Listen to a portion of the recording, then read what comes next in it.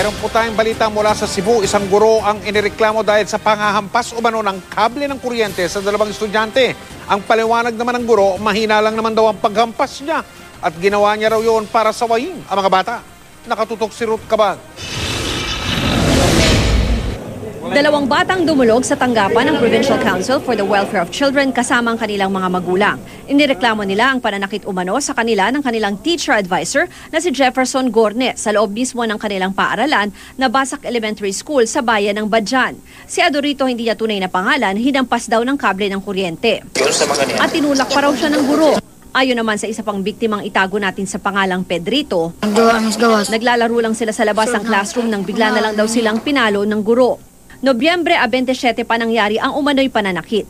Pero nitong nakaraang linggo lang daw pinagbigay alam sa kanilang mga magulang. Ang gusto nila matanggal ang guro sa eskwelahan. Nakausap ng GMA News ang nirereklamong guro. Inamin niyang nahampas niya ng electric wire ang kanyang estudyante pero mahina lang daw ito at maigsi lang ang kable.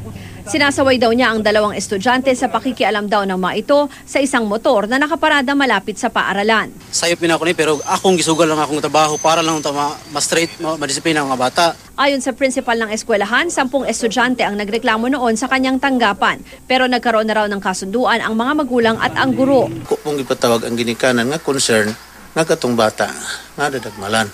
Hinahanda na ng PCWC ang reklamong isasampa sa naturang guro. Ruth Cabal, Nakatutok, 24 Oras.